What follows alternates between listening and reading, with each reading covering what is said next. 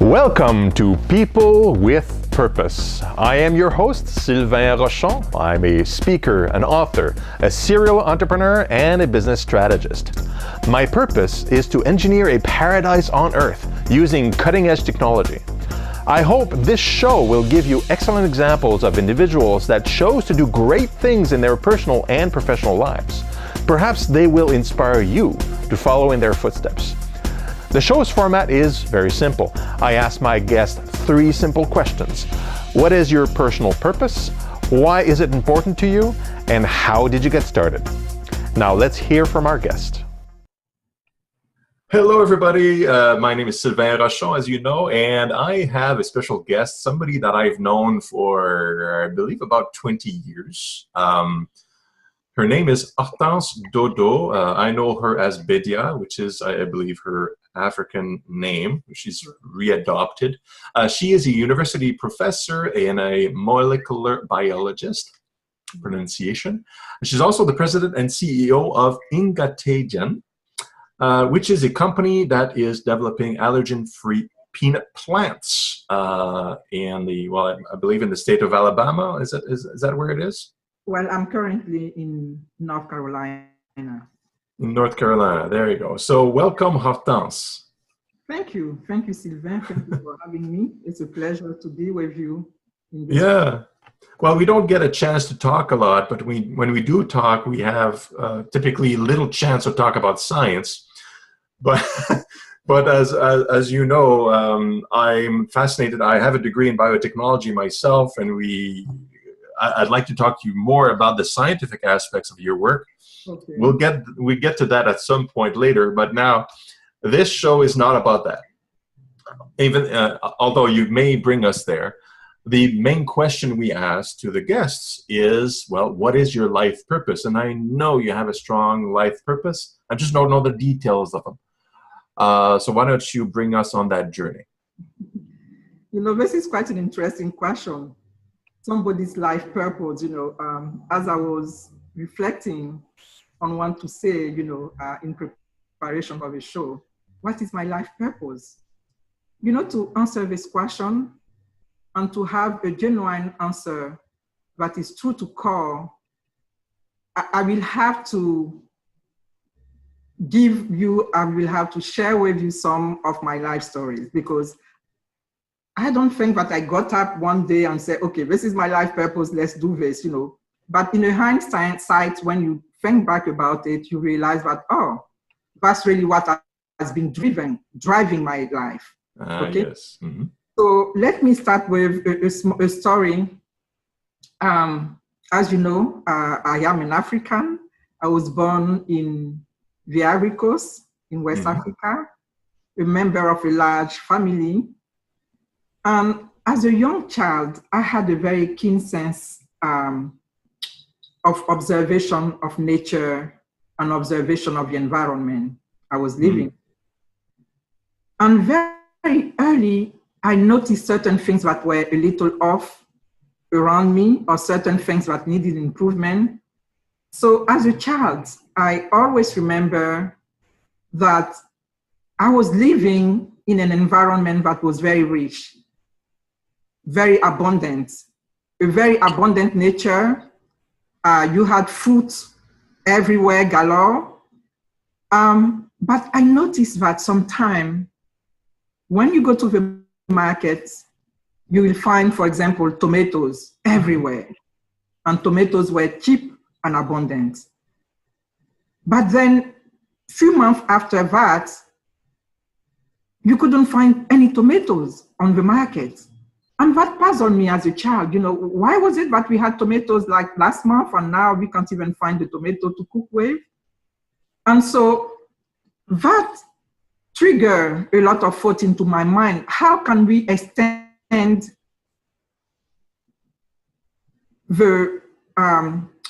just the simple, I'm taking the example of tomatoes, it goes for many other things, but how can we extend the harvesting of the tomatoes throughout the whole year? So you were expressing curiosity about how things worked and why things were the way they were. Is that right?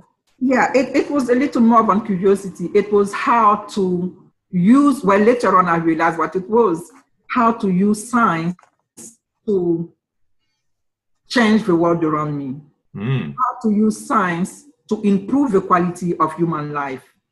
How to use science, for example, in this example, how to use science to extend the life of the tomatoes throughout the season.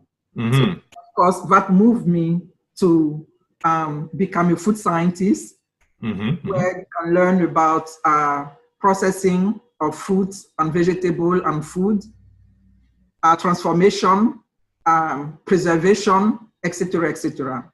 So that story, thinking back about it, made me realize that probably my life purpose during the early part of my life was mostly about using science. How can we use science to improve the quality of human life?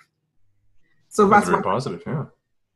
And I can share, with you a second story if you still have time, because I think when I think back about it, the theme comes through. It's the same theme that will come through, using science or apply science to human condition for the purpose of improving it.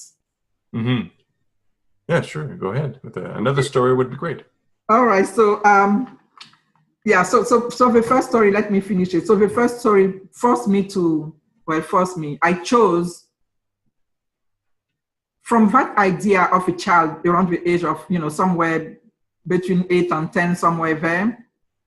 From that idea came my academic background, I would say. I chose to become a food scientist. So I went to school, became a scientist. Then when I arrived at the university, we did not have a program in food technology, in food science and technology at the University of Cocody in Côte d'Ivoire, where I was. So right. There was nothing. There's no specific program where you were. Exactly, exactly. So that's what prompted me to look for a university elsewhere where I could, I could learn the skill of becoming a food scientist. And, I end up, I chose to go at the University of Georgia in Athens, Georgia, and that's where I did a master's degree in food science and technology. And this opened up my eyes and really my skill on how to process food, how to preserve food, how to transform food for the purpose of improving human conditions. So it's a very simple thing, right? But you still have to learn the skill, you still have to know the tools, you still have to learn how to do it, Yeah. So, yeah. If I can interject, this is a little interesting, just for me, the trip or the adventure of going from Côte d'Ivoire, realizing that there's no proper program for what you really are passionate about, and then choosing a university that is on an entire different continent. Yes. I'm always fascinated that people actually take that leap and decide to do that, because obviously there is a number of resources. You're away from family and friends and what you know. So I'm a little bit curious about that particular aspect, that jump in your life. Like, how was it possible for you as a young woman in Côte d'Ivoire to, okay, well, let's go away from everything that I know and chase that education that I can have over there? Yes, that's a very good point. I noticed that, yes, it is. But I had this yearning for learning. I had this quest for knowledge. This was something that was very strong for me. And at this time, in Côte d'Ivoire, as a woman, you're supposed to, especially if you get to the university level, you're supposed to, find a job, find a husband, raise a family. And that was basically it. So I remember thinking back about it when I went back to my dad and I told him, my dad has been a very good, strong supporter of me. For a young woman to do the type of thing that I've done, I needed to have very strong, solid support in the family to start with. And it was that for me. So I remember when I told him that, I wanted to learn about food science. And, I got an admission in a school at the University of Georgia in Athens, Georgia, in the United States. It's like, So guess what? We had a family reunion. The whole family came together. Everybody, huh? So, yes. Like, what? What exactly is it what you want to do? Go to where? So it was quite funny because I have very strong women in my family. My aunts are, very strong leader type of women in my family. And they did not quite agree with the path that I was taking.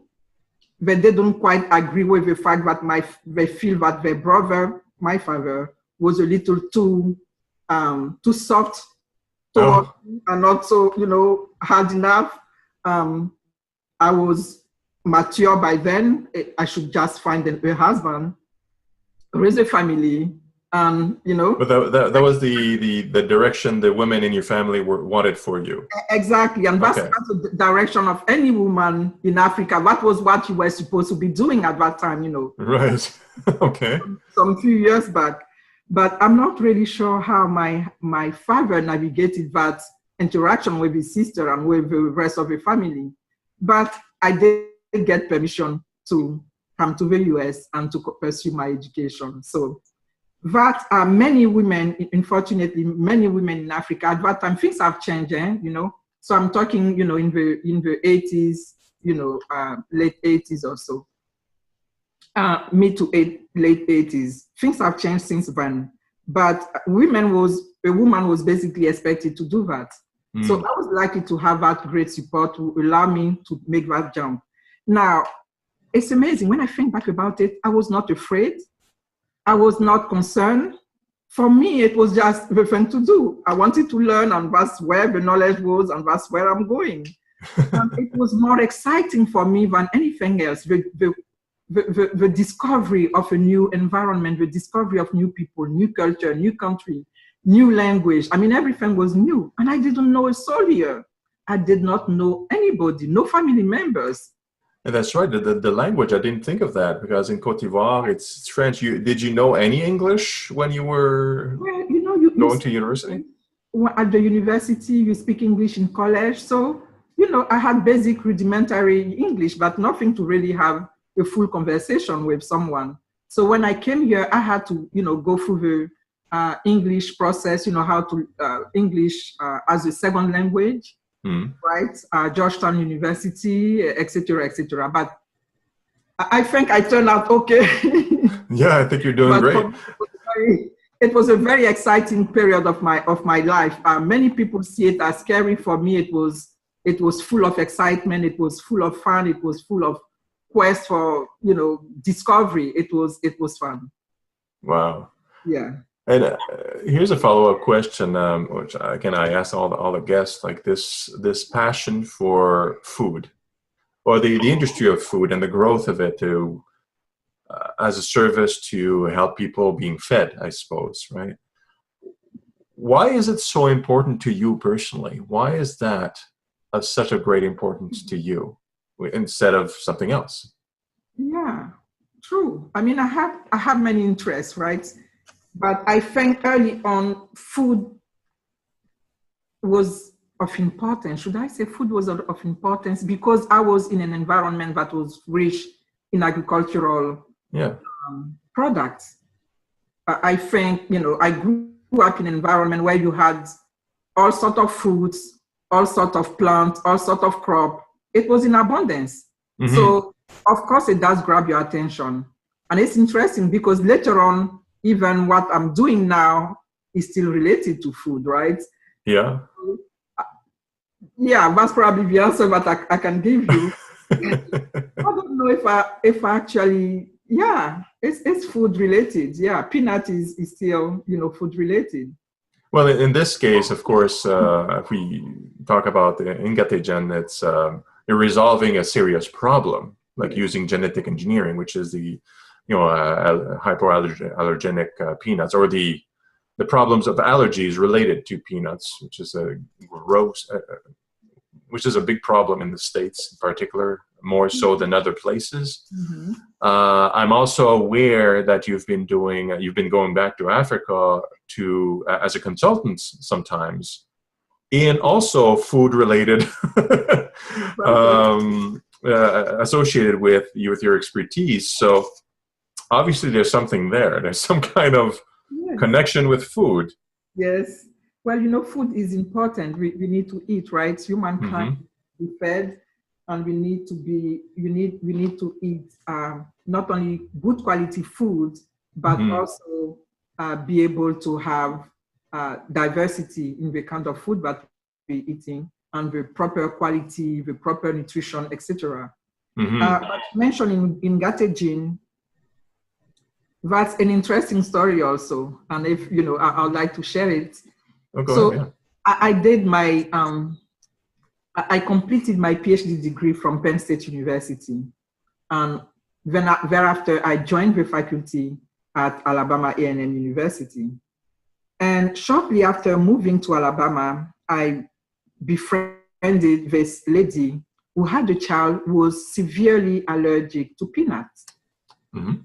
By that time, I had never heard of peanut allergy. I mean, not to the point where people can actually die from peanut allergy. Right. Being close to her and to her daughter, I could see that this child was living a very restricted lifestyle. She couldn't just go and eat with her friends. She couldn't sleep over to somebody else's house. The mother had to basically control every step of her, especially around food. I had just come back with a degree in molecular biology, with this idea that I was going to save the world, etc.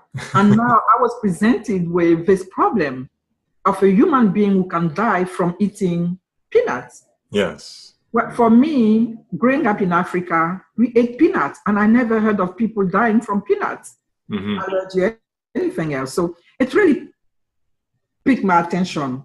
And I was thinking, how can I apply this knowledge that I had acquired with this degree, this PhD degree?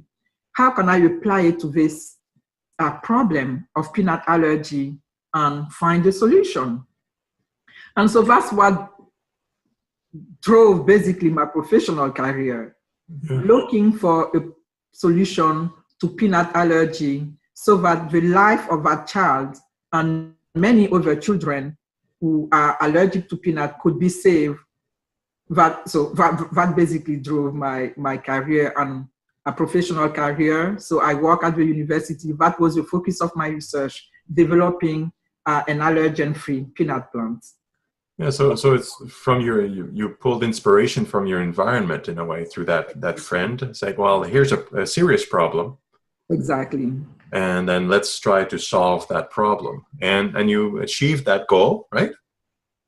Well, again, so thinking about it, I can see the common thread, the thread of using science to improve human condition, right? So at the first stage of my life, it was what was driving me. Again, during my professional career as a university professor, that's really what drove basically my full research as a professor. So yes, how can we use science? How can we apply science to improve human condition? And of course, in my case, I'm using food as the medium to do that, right? So it was tomatoes, then it is peanuts, and we continue with the peanuts. So yes, we have developed an allergen-free peanuts. So I spin off that project from the university into a company, which is IngateyGen, and we're still working on this and working with the various regulators in the US to be able to put this product on the market. That's exciting. Just knowing a little bit the numbers of a number of people that are afflicted with this difficulty, especially the children. It's pretty bad, especially like you said it so well. It's like we can't really conceive, most of us, of a person dying from having contact with peanuts. I mean, peanut is everywhere. It's food, right? Well, how can you? But yeah, so a problem has arisen, and you've risen to the occasion in an attempt to solve it. So hopefully the regulators will make sure that this solution goes to market properly. Because I know a lot of parents that probably would be very happy to know that all the peanuts in the food would be safe for their children. Yes, and if you allow me, being from Canada, you might probably remember that story.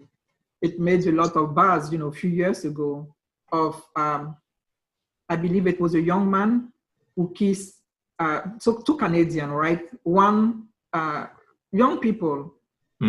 One was severely allergic to peanuts, and the other member of the couple had eaten peanut previously during the day, and they just kissed, and that was enough to kill, to trigger a severe allergic reaction that that child died of.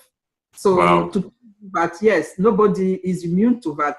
When those people who are allergic to peanuts are really living a very difficult lifestyle, and knowing that, I've talked to so many mothers, to so many parents who have children who are allergic to peanuts, thinking that this solution could be brought to market and make the lifestyle much easier for themselves and as well as for their children, and take the risk, the constant risk of an accidental ingestion out of the system,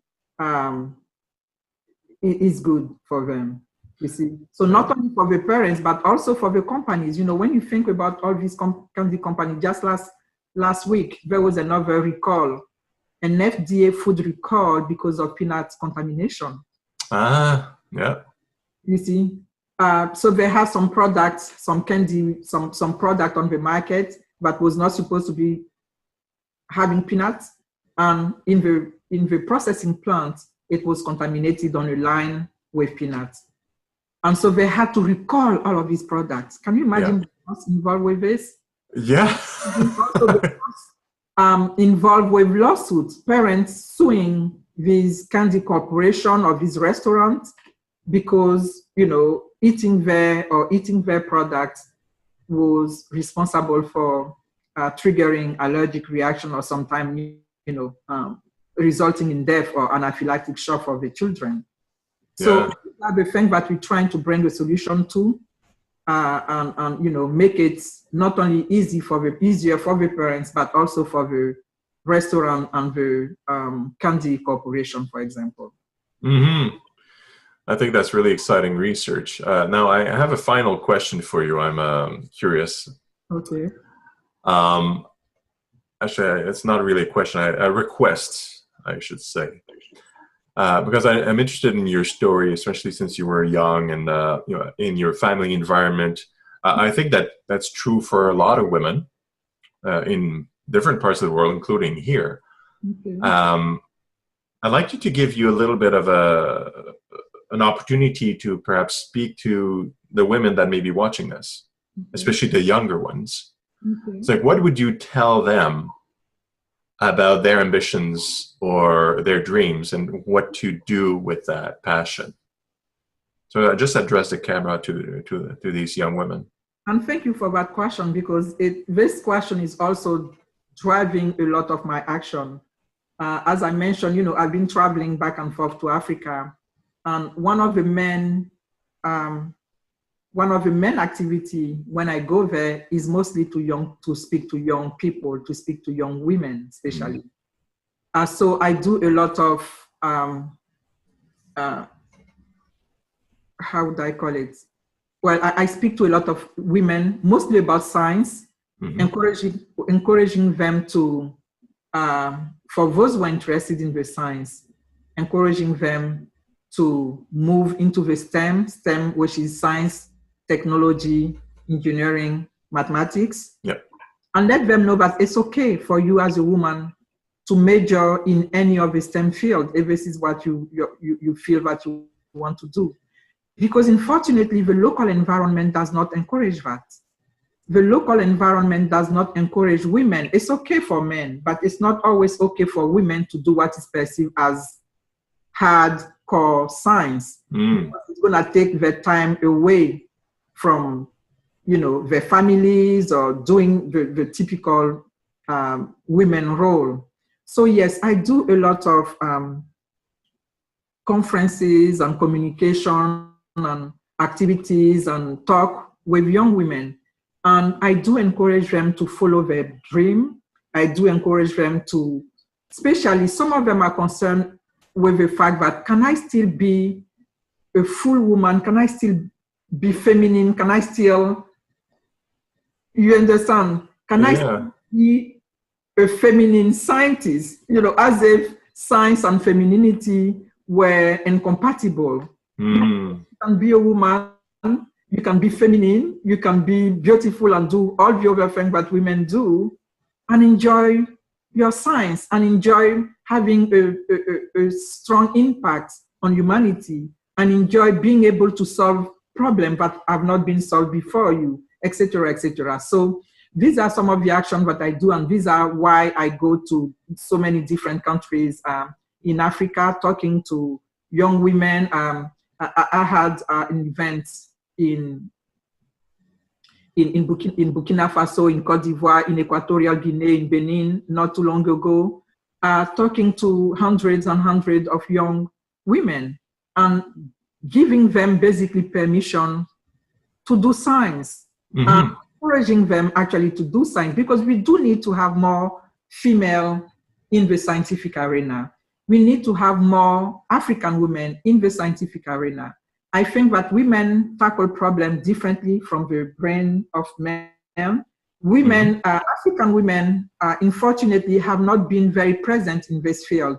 And so humanity can benefit from this human resources and this way of looking at things that might be a little different from, you know, a woman from a different continent, for example. So it's great to see all these young women, you know. It's a totally different generation, but yes, they don't have exactly the same problem of my generation. They have their own, you know, set of problems, but it's good to see that. It's good to see this, how do I call it? It's good to see them excited about life, and see that they can make changes around them, especially in the African continent, which needs so much science to be able to solve some of the problem, right? That are endemic to the continent. So this is an activity that I do a lot these days. Yes, so I enjoy it, and I think that I can start seeing some results from some young women that I've been mentoring, 10 years ago, who today have their PhDs, or, you know, doing different things. So it's always a pleasure to see that coming to fruition. That's fantastic. So you've achieved some of those goals too, like seeing some young flowers emerge in the STEM fields, right? And it is rewarding. It's a huge satisfaction for me to see these young women, you know, trailblazer, opening their own how do I say that, their own roads, and conquering the world in a way. You know, they're doing fantastic work. They're doing exciting projects. And I'm always not only amazed to see what can come out of it, but I'm very proud to have had some sort of a small impact in their life, in mentoring them and, you know, showing them the way forward in the science and in the STEM field. Absolutely. And I have a strong belief that each individual can create a big impact around them, but one step at a time. Usually, sometimes one person at a time, one action at a time, one project at a time. You can, by yourself, you can't resolve every problem in the food industry. That's true. But you can be a model for others that will tackle other problems that you don't have time for. And you can inspire other women that will get the PhDs and they'll tackle some other issues. And together, by doing this, then we create a better world, an entire, complete world full of solutions, right? Definitely. So I'm glad you're part of the game. You're participating with us, and hopefully through this video, others will that are watching will be inspired by you, by your path, by your passion, by your industry, whatever it is, and choose a new project to help humanity move forward and become a better place. That would be great. Yes, and it is exciting. I'm truly, it doesn't really matter really, well, it matter the type of project that we're using, and it matter really what the vision of the mission is, or what was the original question you asked, the purpose of life? Mm-hmm. What you asked originally? Yeah, your life purpose, yeah. Your life purpose, yes. So life purpose can be different, but being excited, sometimes it's not so much the goal as much as the process to get you there. Yeah. So when I think back, but just having an observation of lack of processing of tomatoes define my whole educational career, and then having the observation of, oh wow, peanut can kill a human being. What can I do about it? That question define 20 years of my professional career, etc. So, and it has been exciting, and it has been, you meet so many people, it takes you through so many paths in front of so many different culture, different countries, different institutions, etc. So the exciting thing for me is to have had this opportunity and this chance to have been exposed to so much, and be exposed to so many people, and have met so many brilliant minds along the path, you see. And invariably, everybody's trying to do something good. Everybody's trying to impact his or her environment. Everybody is trying to change the world to make it a better place. So in my case, I guess through food, through science, the overwhelming purpose is, how can I use science to improve the quality of life around me? How can I use science to improve the environment around me? How can I use science basically to make life a better place? So, well, that's the question we should all ask, I think, right? We can all participate in that journey together. So thanks a lot, Hortense, for your time. It was a beautiful message and story. Thank you. And I'm sure everybody is watching is inspired by it. Thank you. Thank you very much for this opportunity. You're very welcome. Bye-bye. I hope you enjoyed the interview. If you did, please subscribe to the channel, comment, like, and share. Please join me also on Clubify, a social app allowing us to share ideas and where you can participate in some of my projects. The link is in the section below. Also, if you wish to recommend someone great I should interview, please let me know. And as always, follow your passion. See you next week.